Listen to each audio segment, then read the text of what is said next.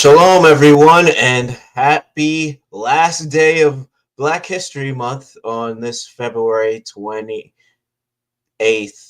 of 2025. The show is Exploring the Motherland, and I'm your host, Garth. If you have not seen this show, I will give you the brief intro of the purpose of this show. Exploring the Motherland sole purpose is to promote the mission of Quest to Unite Africa. And you are wondering, Garth, what is the mission of Quest to Unite Africa? The mission of Quest to Unite Africa is to promote economic development and critical infrastructure for the benefit of the African diaspora and the African continent. We do this through our 4-pillar strategies, and that would be cultural engagement, technological innovation, medical, and business. The purpose of this show and why I do it this every week on Fridays at 10 a.m. is to show you the news that is relevant to our mission and how it is impacting what the continent is progressing towards and what we hope to achieve here at Quest to Unite Africa. So I hope it's edifying and informative and inspires you all to, think about volunteering or, think about the future and where your plans lie. As we see, the West is declining and our brothers and sisters in Africa are rising. Oh, I didn't mean to rhyme, but I did. Let's start. Sahel States Alliance unveils official flag amid regional realignment. And that regional realignment, if you do not know what that pertains to Mali, Niger, and Burkina Faso leaving ECOWAS, a Western entity, a Western pact that was solely used to keep their thumb and influence in the continent of Africa, predominantly in West Africa, promising economic progression and other things, which was all a farce. And the Alliance of Sahel States' birth was last year when Niger, Mali, and Burkina Faso decided to leave the pact and make their own pact so they can come together and secure their borders. One of their top initiatives. And let me get to the article. Everything will be presented in the chat, and I will put the links in the chat. The Alliance of Sahel States, the AES, comprising of Mali, Burkina Faso, and Niger, officially launched its Confederation flag Saturday in Bamako, marking a key step in strengthening the regional bloc nearly a month after the three nations officially exited the Economic Community of West African States, also known as ECOWAS. The Malawian Minister of Foreign Affairs and International Cooperation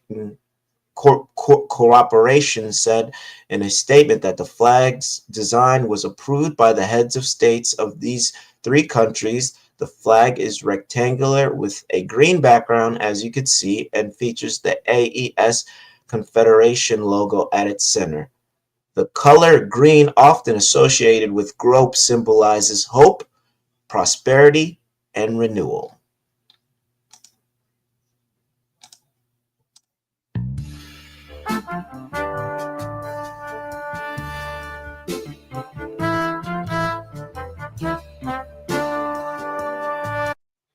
Ministers of the Confederation of Sahel States were received by General Assimi Goïta, President of the Transition. The ministers of the AES came to report on the roadmap the presidency of the Confederation of Sahel States, the flag of the Confederation was presented to President Goita. The meeting is all about the implementation of the roadmap. The delegation came to report to the President Assimi Goita.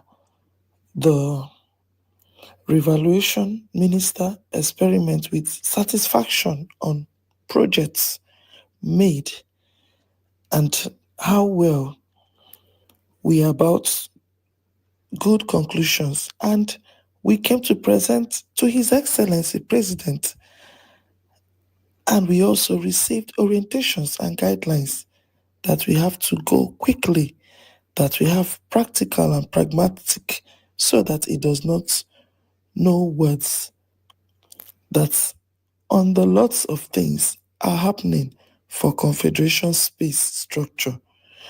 The AES so guarantee the independence of sovereignty, real oriented towards progress and prosperity. The AES countries want to go fast, that is to say, to advance without waste of time, preserving unity superior of populations. Weeks to come, in the coming month, it is to meet with the committee members, finally with the countries of the ECOWAS, to quickly arrive at negotiation and conclusions for the continuation of consolidation of our space, and the Confederation put in practice a lot of measures to achieve results animated by the Pan-Africanist vision. 3 heads of states of the AES recommend a global pragmatic approach, encouraging ministers to accelerate the implementation of identified projects. During the hearing, the President, Assimi Goita, presented a flag to the minister, expression of the unity of our common space in rectangular shape with a green background, with its center the logo of the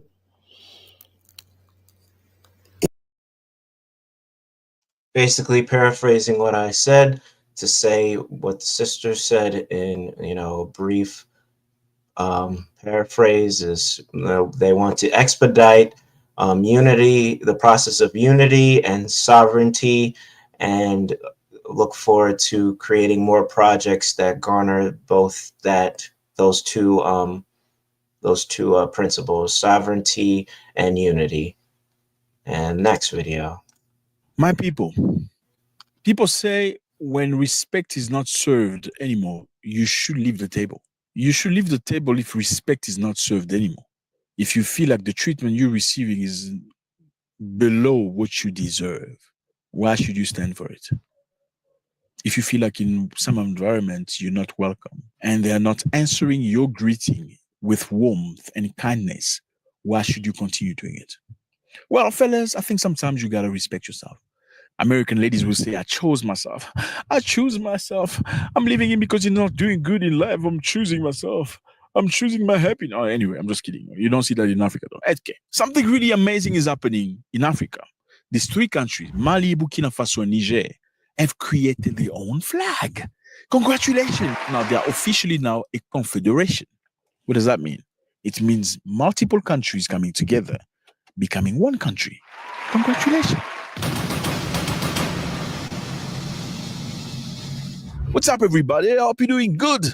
It's a beautiful day. Thank you very much for stopping by. You are appreciated. My name is Zach. I know you don't know who I am, but hey, if you stay here and watch the video till the end, we are certainly going to like each other. Here we talk about most of the things, we talk about Africa, we talk about Nigeria, Uganda, Somalia, Tanzania, Niger, Zambia, Zimbabwe, Malawi, Jamaica, you name it. I salute you, all of you. I mean, thank you so much. If you want to know everything about Africa, you're at the right place. You want to know news about the Motherland, you are at the right place. This is where you want to be. Today, we're talking about Niger. This is Niger, Mali, and Burkina Faso. These 3 countries have mocked everybody recently. By doing what? By separating themselves from the colonialists. Who are the colonialists? The colonialists are these people here. In 1985, they came together in Berlin, coming to Africa to conquer. Why did they go to Berlin? They went to Berlin because they wanted to go and steal, loot, and take things from Africa. But they didn't want to go and fight each other in Africa. Why? Because they fought each other many times in other places. Therefore, in Africa, we can go steal, we can go take this gold, diamond, uranium, you name it, but let not fight each other, fellas, please. That's what was agreed. When they came to Africa, Africa was a big land. There was no countries. They created countries. What are countries? They were just small boxes they designed on a piece of paper, attributing to each other. These are the countries that were taken by France. These ones were taken by the British. These ones were taken by the Germans. So forth and so forth. That's how they do it. That's why you see some people speaking French in some African countries, while some people speak English in some African countries. It was forced upon to them. Now, after independence in 1960s, the French and others returned to Europe. They supposedly returned forever, but the reality was different. French especially say, okay, we are returning to Europe, but before we give you independence, you got to sign a piece of paper. What does the piece of paper say? The piece of paper says, after independence is still like before independence, because we are running your economy. How? We're going to be printing your currency for you. You see this money here? It's called the CFA franc. It is printed in France for African use. These countries you see here, they use that money that is printed in France. They are so-called independent country in 2025. Shameful, right? Now, remember, I said these three countries separated themselves. They are shining. How are they shining? They refuse to continue doing things the French way. They kicked out French militaries that were based in their countries. They kicked out the diplomacy that were not trying to work with them. And after doing that, guess what happened? These African countries named ECOWAS stood up against them. They said, no, you can't do this. So how can we not do this? How can we not separate ourselves and free ourselves? Why did ECOWAS do that? ECOWAS did that because ECOWAS gets money from France. Yes, imagine your African brothers standing against you. They don't like the fact that you want to free yourself. They're even ready to fight you because they were ready to go fight them. Ready to go anytime the order is given. The D-Day is also decided, which we are not going to disclose. There will be no more meetings of the chiefs of defense staff. If there will be, it will be probably in the course of the operation if there is a need to adjust the operation. Now, why are we celebrating today? We're celebrating these three countries deciding to be a confederation. So they're going to be working together, and one of the presidents of this country will be leading everybody for a year. They're going to be succeeding to each other year after year. This is their brand new flag. Since the creation of IES, chaired by Mali on its first year, they have multiplied concrete actions, clean instrument to financing its economic and policy. Now, I want you to understand, fellas, these countries are moving forward. They're not playing. Some other African countries are jealous because they decided to free themselves and actually work for the interests of their people and not sending goods and services to foreign nations. That's why they're fighting with each other. These three countries, they don't talk to these other countries. You see, these three countries, Mali, Burkina Faso, Niger, and these other countries, they don't get along anymore. These are Africans. Why? Because these three countries don't want anything to do with France. But these other countries, as you can see here, they all want France back. I don't know how. Your friend says, I don't want to be shackled anymore. I don't want to be other people's prisoner anymore. But your brother says, no, we hate it that you want to be free. How crazy is that? Now we're going to check very quickly. What does these countries have done so far? These countries, as you can see, are all run by military. So basically, the soldiers took over the country. They did not unalive their president, but they threw them over to take power. Let's go to Mali.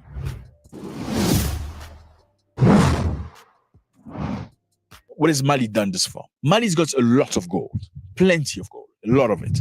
There's a big company from Canada named Barrick Gold that comes and gets gold from Mali. Now, for many, many years, Barrick Gold made a lot of money. However, they didn't pay tax the way they were supposed to be paying. Why? Because many Africans, when they are in position of power, like politics or governor, whatever, or minister, all they do is they will say to a foreign company, listen, just bring me a couple of millions, okay? Just give me 20 million. Don't worry about everything. Yeah, don't worry about the government. Just give me 20 million. I know what to do. They're going to give the minister 20 million, give the governor some million, and also a general, an army general. Why an army general? Because foreign companies want support and protection from an army general. in case they have an issue with the citizen, they can call the army general, and the army general will beat the living crap out of the person with no justice. That's how they operate. Now, the brand new government has come to power. They want to change everything. They say to them, we don't play by those books. Sorry, fellas. You need to pay tax. You need to pay what you owe to the country, because we need your money to build our roads. We need your money to build hospital. We need your money to build schools. Unlike previous government that used the money for themselves, we need the money for the people. So Barrick Gold is not happy because now they have to pay tax. They got very angry. They said, we're going to accuse to the International Trade Court, whatever. Now, guess what, fellas? Sometimes in life, when there's no respect, you need to pull yourself aside. Even if there's pressure against you.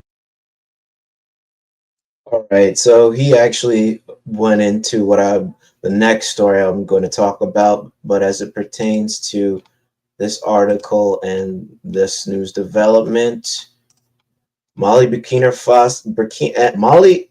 Faso, and Niger debuting this new flag upholds the pursuit for sovereignty and unity. The AES continues to promote effective cultural engagement that fosters economic progression and sovereignty. The flag symbolizes hope and a promise and a better future for their citizens and confederation. Next story. Barrick Gold signs agreement with Mali to end mining dispute. As Zach Messer, I believe, or Zach Africa, you could look up his channel. It's great and very informative. Was saying Barrick Gold, this Canadian company, was looting gold. They had company employees found looting gold, and they haven't been paying taxes on their gold for years. And now that the Alliance of Sahel States was created, Mali started to wisen up and started, reformulating a strategy to get back more revenue for their mining deposits in gold specifically. And the article reads, Barrick has signed the agreement, and now it's up to Mali government to formally approve the deal. The sources say, this is a Reuters article. An official announcement could come as close as Thursday, but this was already agreed upon. As a part of the new agreement, Barrick will pay a total of 275 billion CFA, or 438 million, to the Mali government in return for the release of detained employees, seized gold, and restarting the operations at the Luo Gonkoto mine. And just a brief summary of what the CEO stated, which was very pompous. He said Mali's closure was losing them money because they closed the mine down until their demands were met. But that was just a mere projection, because Barrick was losing money and their stock was probably plummeting because they had to close operations due to their duplicity. And I will play the video just to go from there.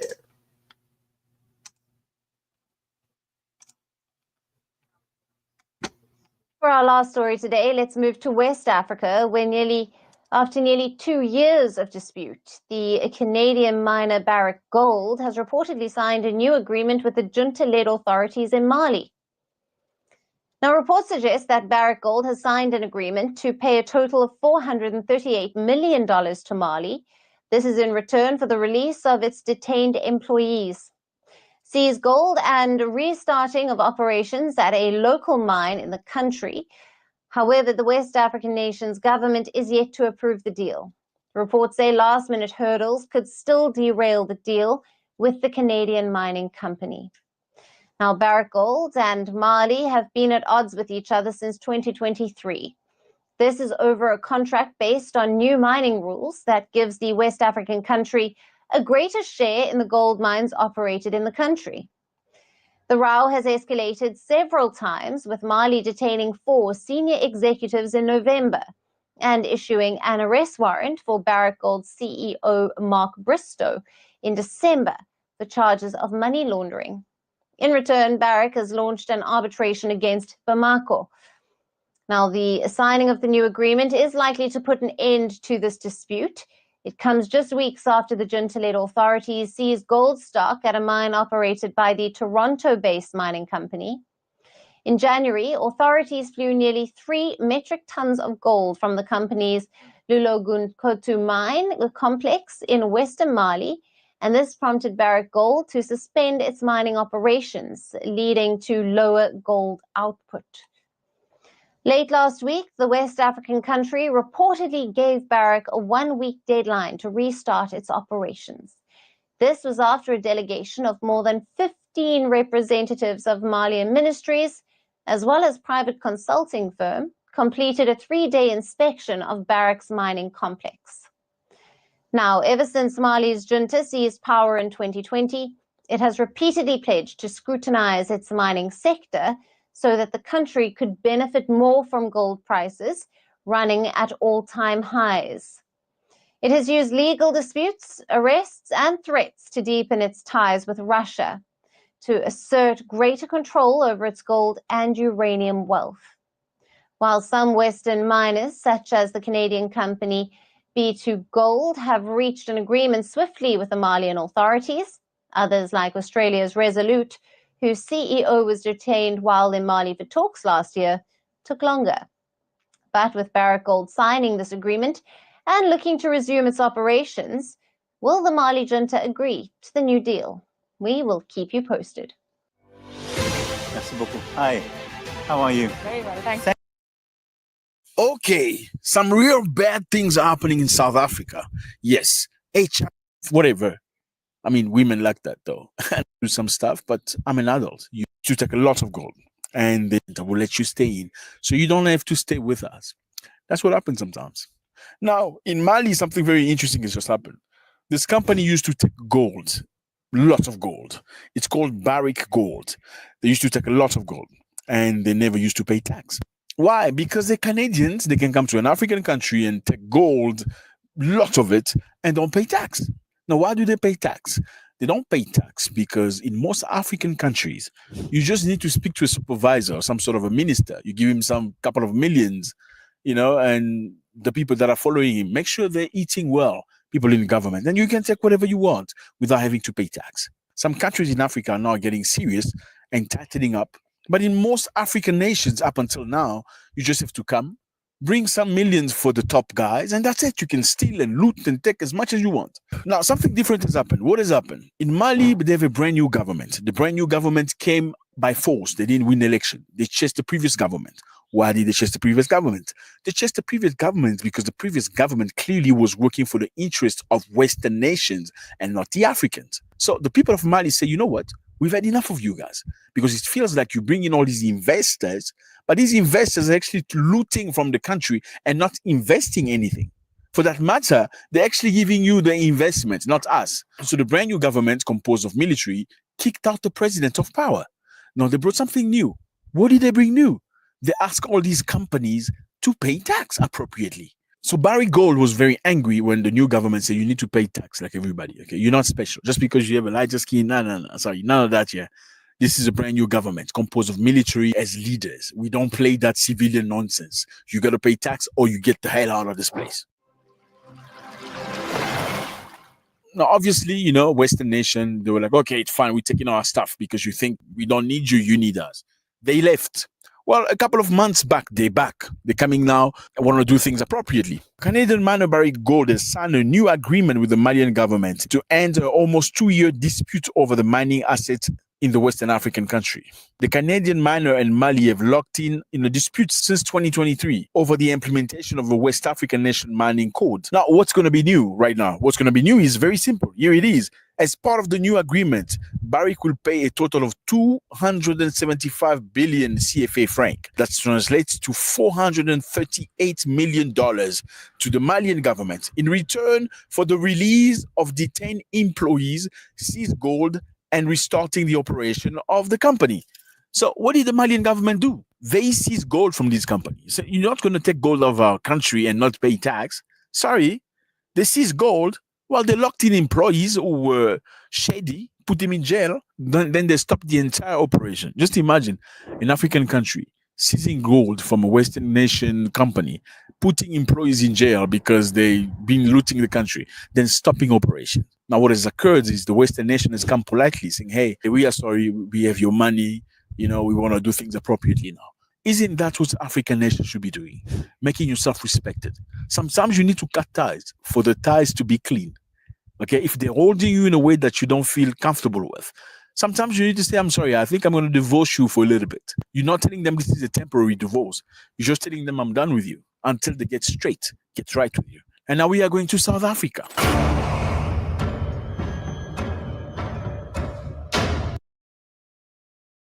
All right. So basically, as the title of this show, African Solidarity, a barrier to Western exploitation.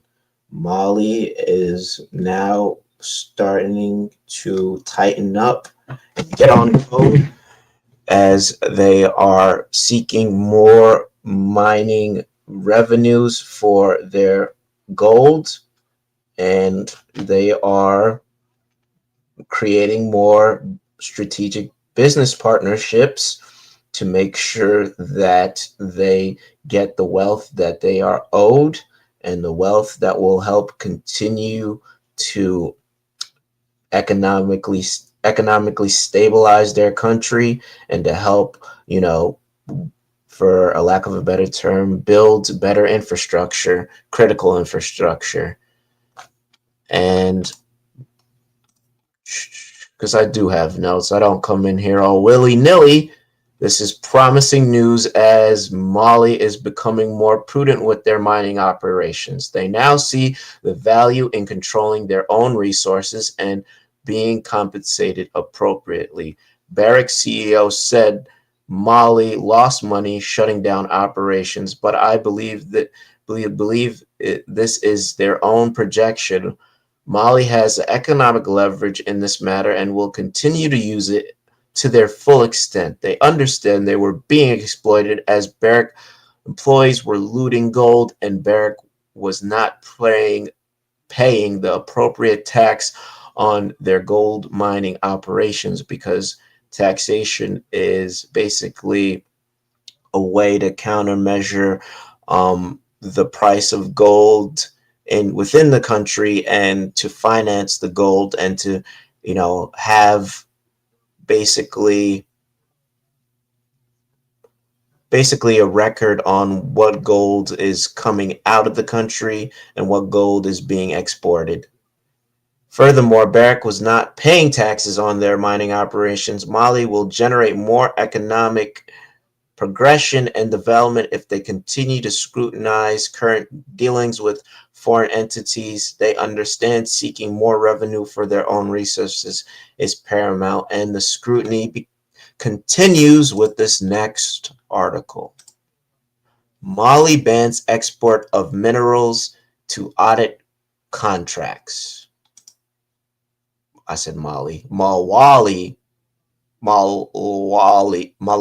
excuse me. Very similar pronunciation, similar spelling. Malawi has frozen exports of gemstones and precious minerals and stopped issuing new mineral export licenses while it reforms the way the sector is administered. The government said late on Wednesday the southern African nation has significant mineral deposits, just like Mali, including uranium, rubies, and sapphires, but unlike its neighbors, has yet to maximize their benefits. This measure has been taken in order to sanitize the mining sector, as the ministry will be undertaking some reforms to bring in efficiency and transparency in the mineral rights administration. Since mid-2022, it has demanded over $309 billion from Columbia Gem House, a U.S.-based gemstone company, for rubies exported from the country over the last 10 years. The government alleges that the Columbia Gem House has paid only $600, which is completely asinine, against projected revenues of $24 billion from the Malawian operation.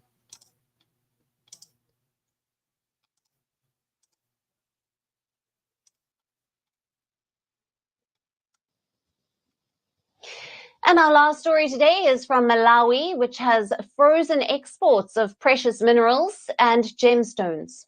The Southeast African country has also decided not to issue new licenses and permits to companies. The government claims this will help to sanitize the mining sector and to boost the country's economic standing. Malawi has significant deposits of minerals, including rubies, sapphire, bauxite, and coal. But unlike its neighbors, the nation is yet to maximize the full potential of its mineral deposits. Our next report gets you all the details. Malawi has banned the exports of gemstones and precious minerals. It has also stopped issuing new mineral export licenses and permits to companies. This is to enhance its regulatory framework and boost the country's economic growth. In a statement published on social media, Malawi's mining minister has said that it had imposed a restriction on the export of all the minerals with immediate effect. He noted that the ban had been imposed to allow the country to sanitize the mining sector. He further said that the ministry would be undertaking reforms to bring in more efficiency and transparency in the Mineral Rights Administration, and added that the reforms would be carried out within a period of 21 days. The move came after the country's Vice President, Michael Ussi, reportedly ordered to review all the existing contracts. This followed revelations that precious gemstones were reportedly being exported at undervalued prices and was costing the government millions in lost revenue.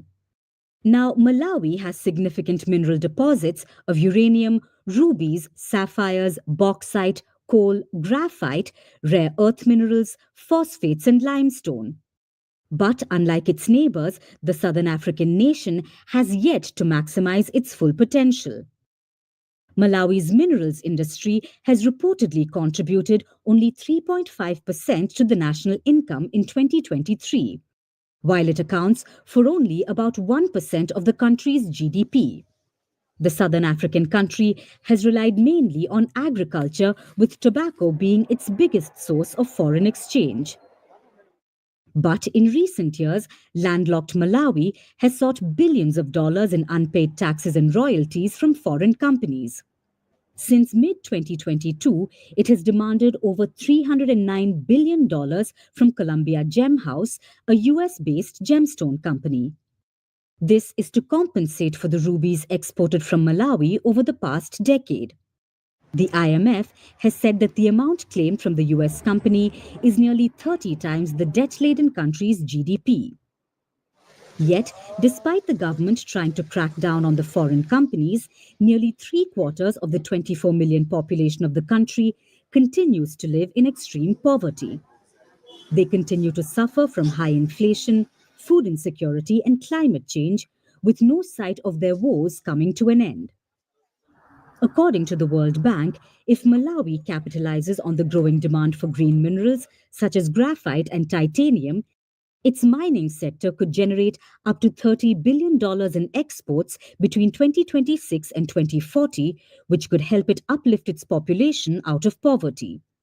But will the Malawian government do so? Only time will tell.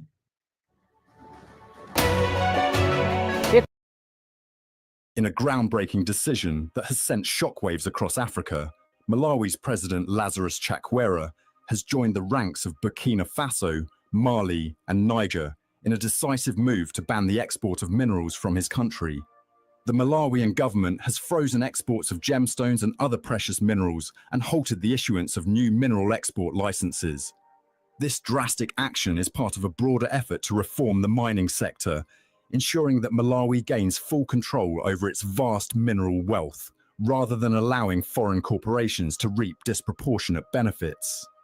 The southern African nation is endowed with significant mineral deposits, including uranium, rubies, and sapphires.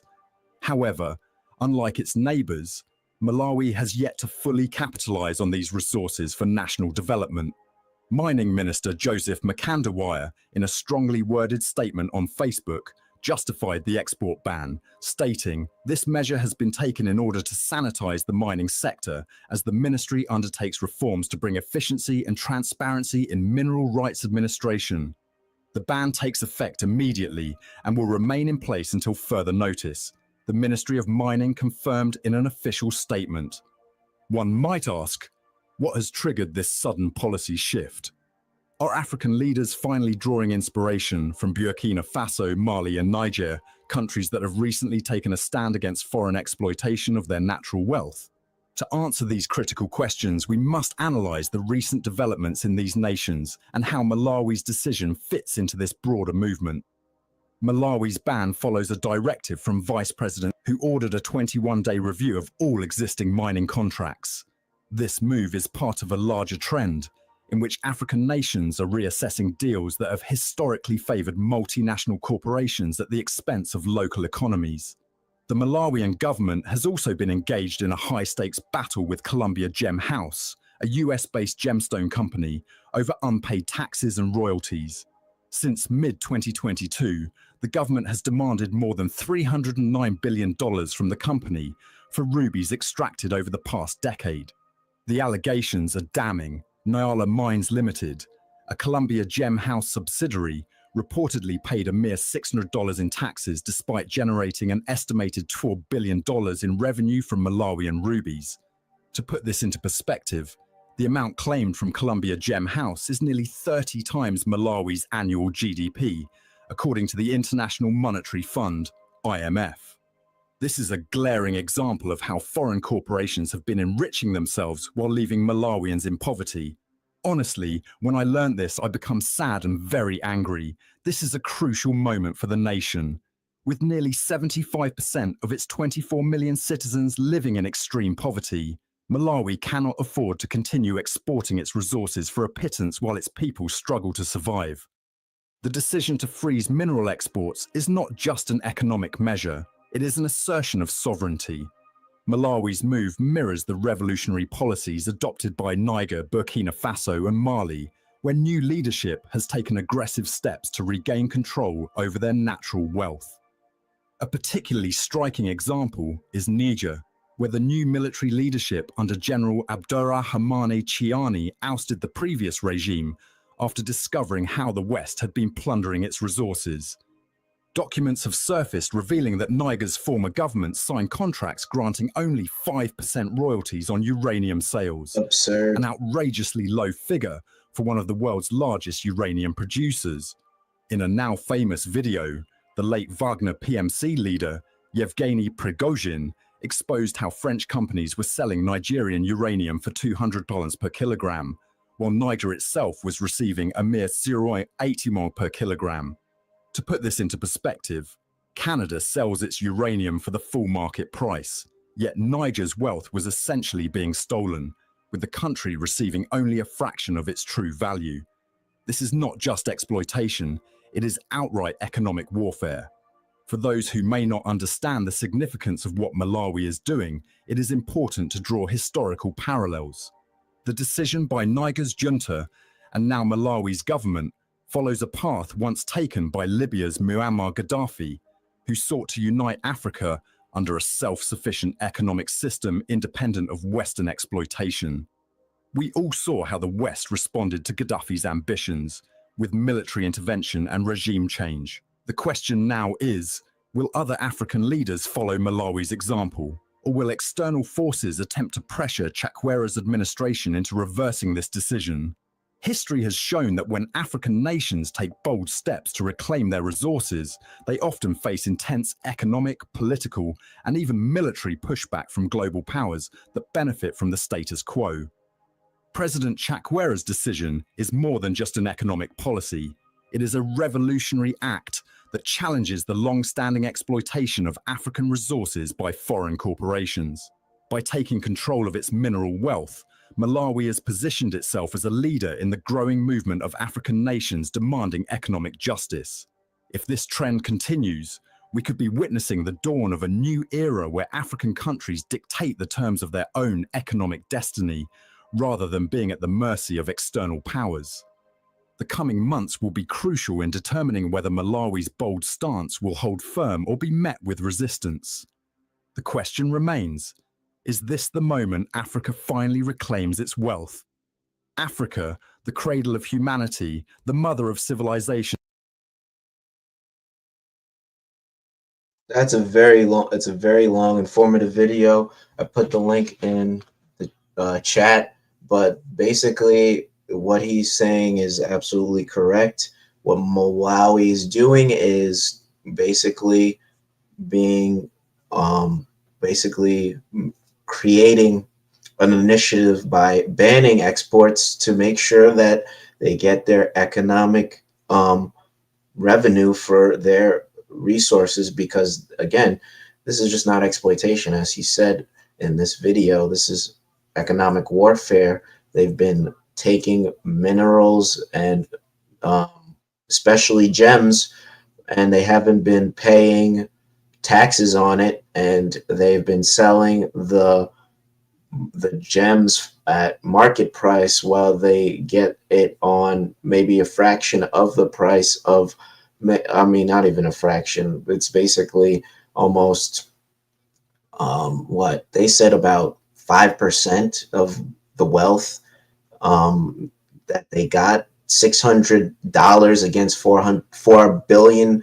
of tax revenue. That is absolutely absurd. So Malawi is standing up and creating an initiative, a business initiative, to get its wealth back. And I don't think it is just mere happenstance. They are being inspired by the alliance of Sahel states, Mali, Burkina Faso, Niger. You could look this up. Niger kicked out another French company, Orano, for its mining export practices. This is all not a coincidence. This is all a pattern. Africa is shifting now. And yes, I believe, to answer his question, Africa is now coming together in solidarity, stopping Western exploitation and taking back what is rightfully theirs.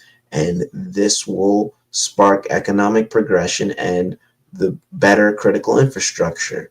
I believe this is the time we've all been waiting for and praying for and hoping for, as we see that we are coming together, our brothers and sisters in Africa, and we should find ways we can help, train, and facilitate their progression. France leaves another military base in Africa. This is specifically in Ivory Coast. And the article reads, France has handed over its only army base in Côte d'Ivoire, Ivory Coast in French, to the West African nations authorities, weeks after the Ivorian president Alassane Ouattara announced the withdrawal of French troops amid a regional trend of former colonies serving defense ties with Paris.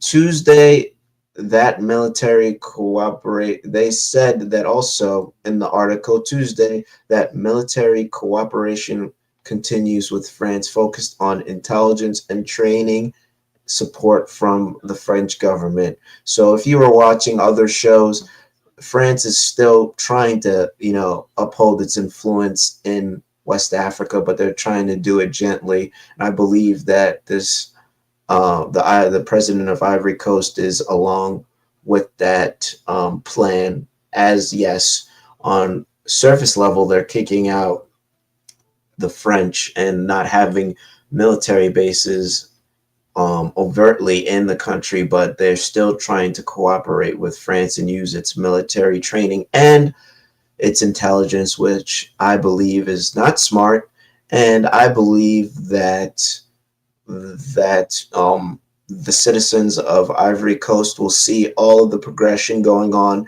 in the alliance of Sahel states, and they will go against their government, just like all the other governments, like, all the citizens of all the other governments that are still, being puppets for the West. You could look up Kenya and Ruto with his tax plan that caused a huge outburst and a civil upheaval within Kenya, and that's still going on to this day.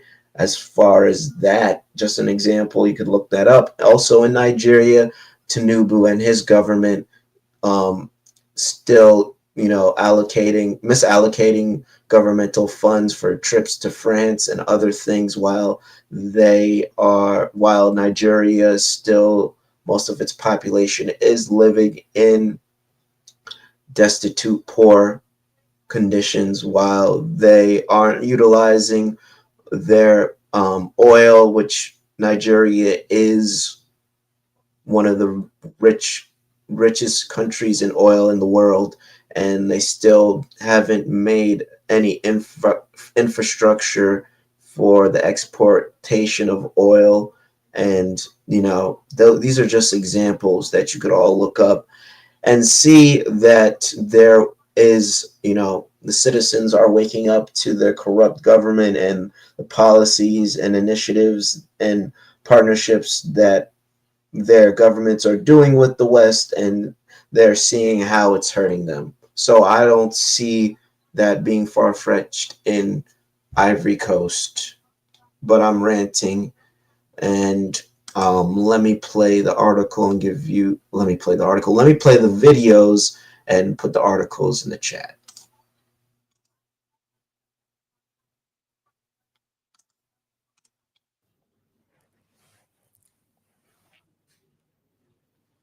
Now let's turn our attention to Africa, specifically to the Ivory Coast in the west. This country is home to about 29 million people, along with French military bases.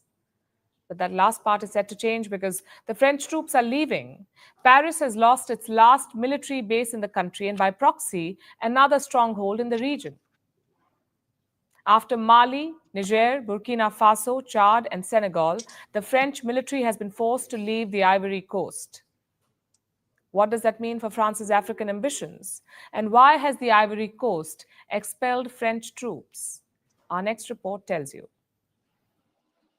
This is Côte d'Ivoire, or in English, the Ivory Coast. This West African country is a former French colony. It became independent in the year 1960. This year, it decided to kick out French troops from the country. It told the French forces to withdraw, and now, the Ivory Coast has finally done it. It has officially taken control of the last remaining French military base in the country, and shut the door on French military ambitions in Africa. But the Ivory Coast insists that it remains a staunch French ally. While the forces will withdraw, some 80 French servicemen will continue to stay in the country. Why?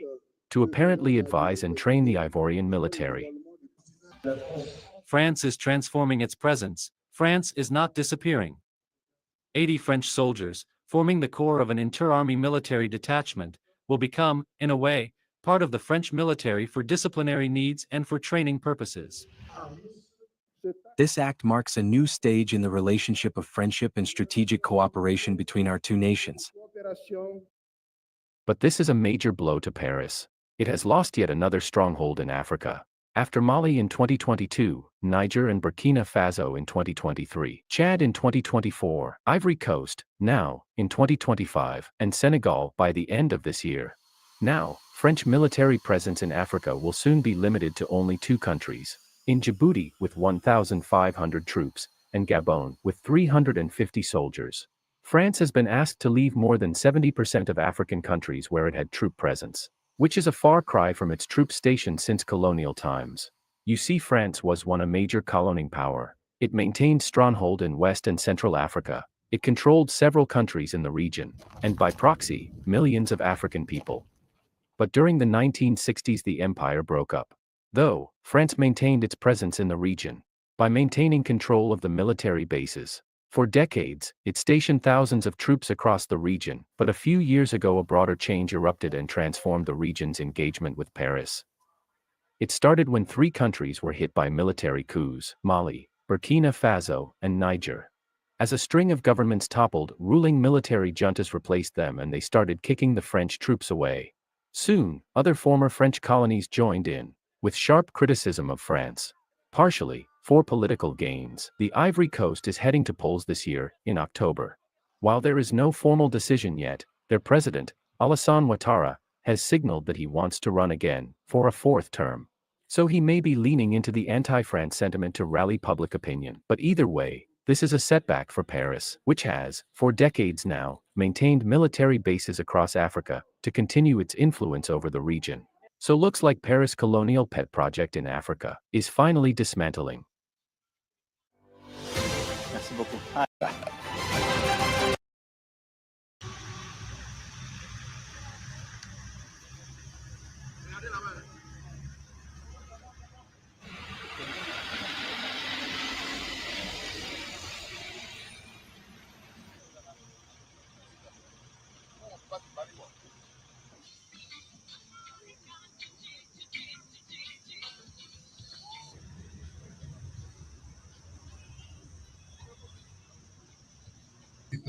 Qui est la relève de la gaz. Mesdames et messieurs, le 31 décembre dernier, son Excellence le général en quelque sorte armé. Okay, that last video was basically an illustration of what happened. The development of France leaving Ivory Coast as they start to get rid of Western occupation. However, the government promises to continue working with France in regards to training and intelligence. France's strategy has continued influence in West Africa, as I said, but it's a little bit softer. If you know what soft and hard power is, basically France is still using Ivory Coast as a front. And, you know, I am not in military intelligence. That's Brother Karras is the one who could prognosticate or tell the future of what different borders and different politicalization and policies and different countries, but I will just, give my own opinion. I definitely could see that Ivory Coast is going to be used as a front to start a war in West Africa. And I could see that the Alliance of Sahel States will be another front. I mean, they already predicted a major war in West Africa. I forgot who it was. It was maybe some U.S. intelligence official back in the day. You could look that up. But now I see it all coming to fruition, how they're going to try to, literally hold on to the rest of the West African nations and in ECOWAS. And we see lines are being drawn. And as I said before, the citizens of Ivory Coast, whether it's through voting or through their own, right to protest, they are not going to align with this president's vision to work with France, because they are tired of the exploitation. They're tired of French occupation. Right, for the next and final article, Chadian president jets to Burkina Faso, meets President Traoré just days after ousting French forces. Chad, another nation as that was highlighted in the previous video as getting rid of French troops and, French occupation on the basis of France not, helping them secure their borders. Obviously, If you also look into that research, it's been found out that the French have been funding and sponsoring the same conflicts that they promised to stop. It's funny how that always works out. And the article reads,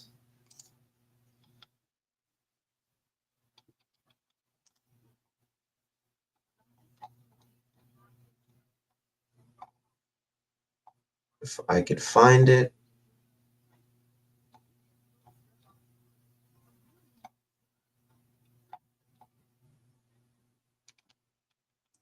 Oh, well, I forgot to write notes for this, but that's okay. We are going to improvise, and I'll put the link in the chat.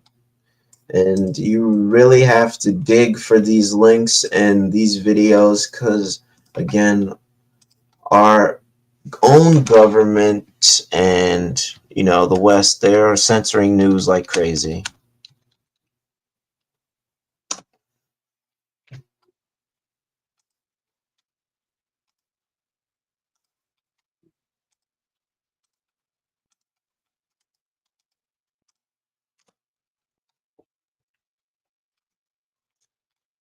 Future of Burkina Faso and Chad discussed between countries' presidents.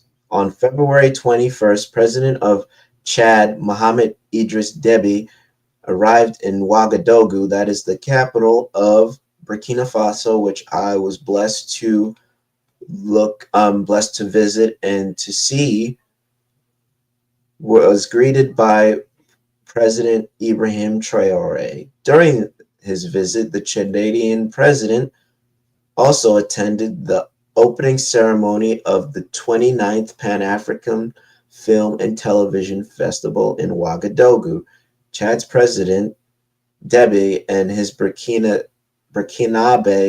counterpart, Ibrahim Traoré, met in Ouagadougou during Deby's friendly visit to discuss the future of their countries. The quest for true sovereignty was discussed. The fight against neo-colonialism was discussed. The development of genuine indigenous capacities in strategic areas and security challenges. Traoré and Deby welcomed the quality of the centuries-old relations of friendship, fraternity, and cooperation that bind their countries. According to the media, the heads of state agreed to speed up the establishment of a joint cooperation commission.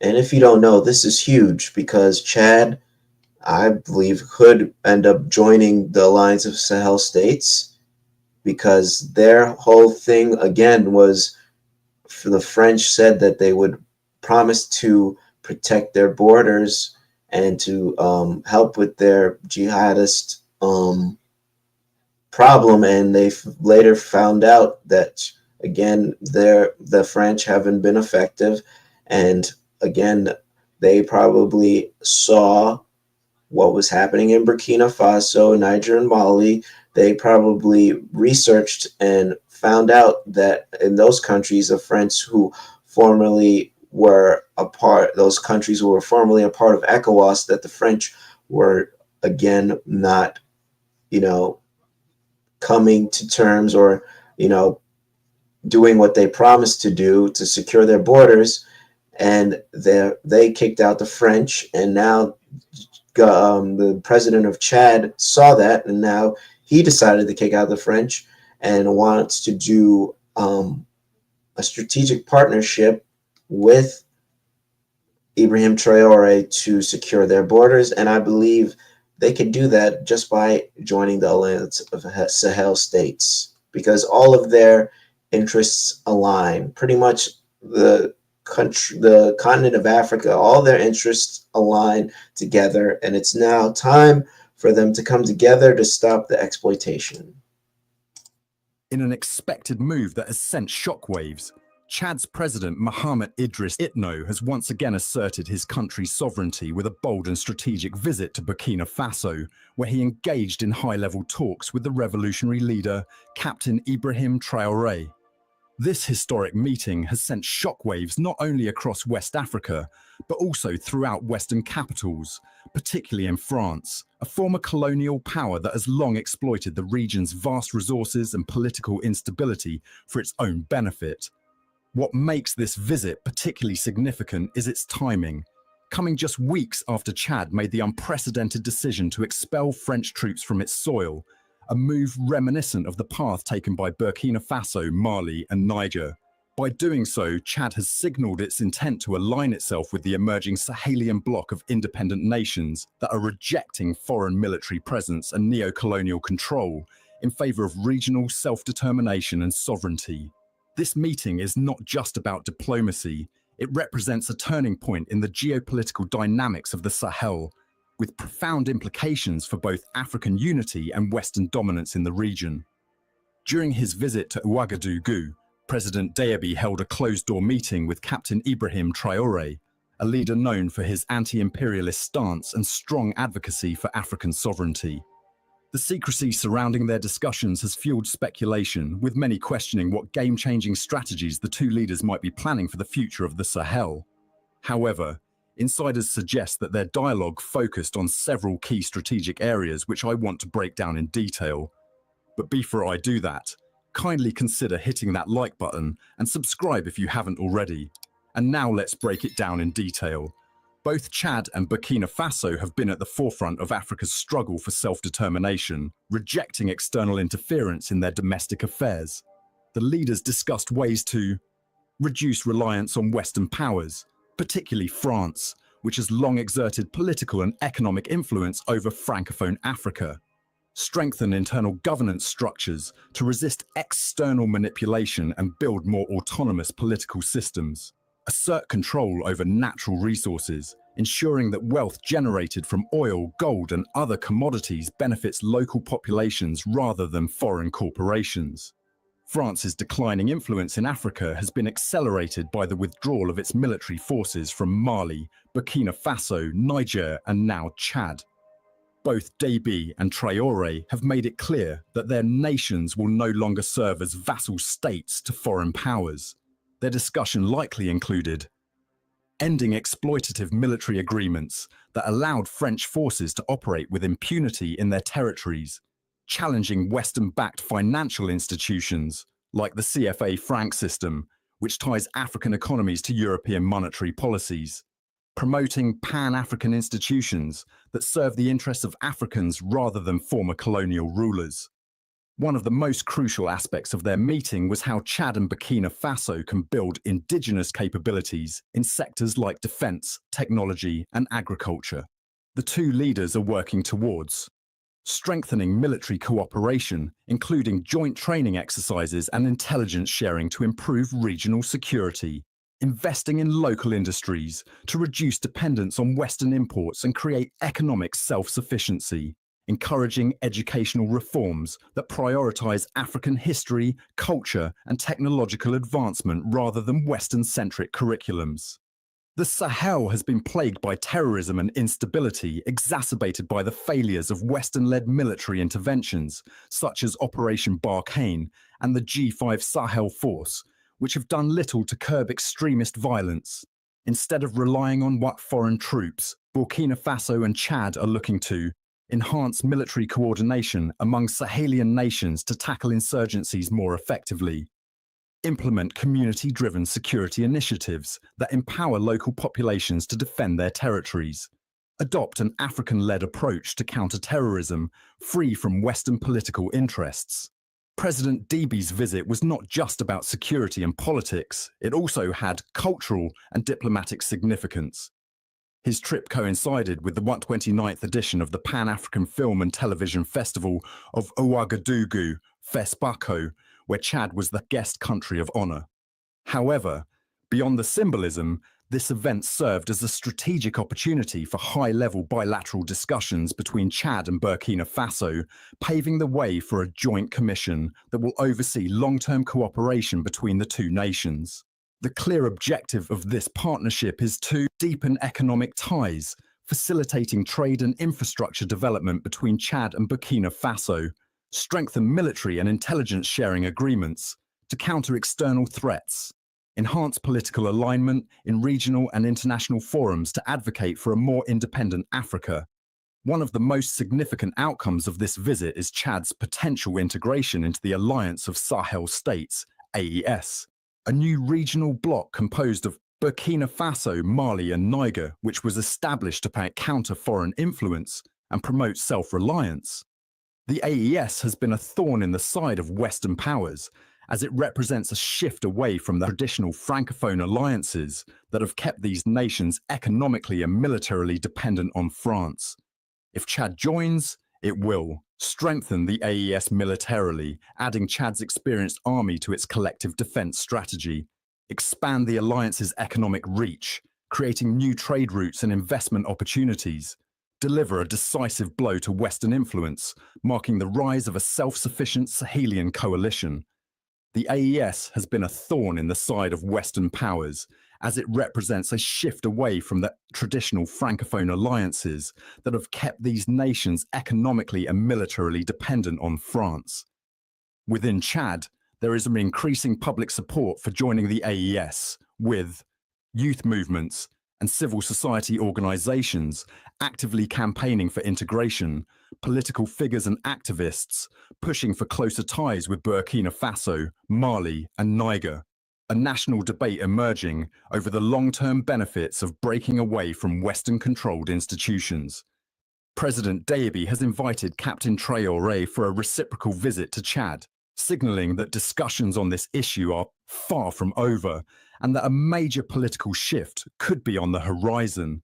If Chad officially joins the AES, it would mark a monumental setback for Western interests in Africa, particularly for France, which has relied on its military presence and economic leverage to maintain control over Francophone Africa. Chad's visit to Burkina Faso is more than just a diplomatic formality. It is a clear statement of intent. The era of foreign control over the Sahel is coming to an end, and African nations are asserting their right to self-determination. As the continent watches closely, one question remains: will Chad take the final step and officially join the AES? Chadian President Mahamat Deby's visit to Burkina Faso's Captain Ibrahim Traoré is not a routine diplomatic engagement. It is a symbolic and strategic move that could redefine Chad's position in the region. This meeting is a direct challenge to Western influence, particularly France, and raises the question of whether Chad is preparing to follow in the footsteps of Mali, Burkina Faso, and Niger, the so-called coup belt of the Sahel. To understand the potential consequences of Deby's actions, we must examine the trajectory of these three nations, which have, since 2020, overthrown their governments and severed ties with France in a dramatic rejection of neo-colonial influence. These military-led governments have not merely removed corrupt leaders, they have fundamentally altered the balance of power in the region by dismantling France's economic, military, and political stranglehold. The upheaval began in Mali in August 2020, when Colonel Assimi Goïta led a coup against then-President Ibrahim Boubacar Keïta. The move was fueled by mounting public anger over corruption, economic stagnation, and an escalating jihadist insurgency that French troops had failed to contain.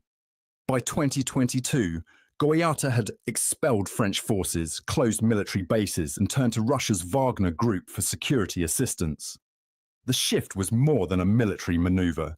It was a geopolitical realignment, a declaration that Mali would no longer operate as a client state of Paris. Inspired by Mali's defiance, Burkina Faso underwent a similar transformation in 2022. Captain Ibrahim Traoré, a young and radical leader, took power and immediately began dismantling French influence. He expelled French diplomats, revoked military agreements, and launched an aggressive campaign against the French-backed economic system. His rhetoric mirrored Goïta's, but his approach was even more direct. Public speeches lambasting France's exploitation of Africa resonated deeply with a population tired of... Okay, family, that is all I got. I hope this inspires you all to start thinking about how we can help our brothers and sisters on the continent and how we could create different initiatives that helps facilitate economic development and critical infrastructure, whether that be in the realm of business, medicine, cultural engagement, and technological innovation. All right, everyone, enjoy the Shabbat and Shabbat Shalom, and enjoy your weekend. I am out. Please check out Quest Unite Africa, the website. I'm going to put it in the chat right now. That'd be the last thing I do. And again, enjoy your day and your weekend.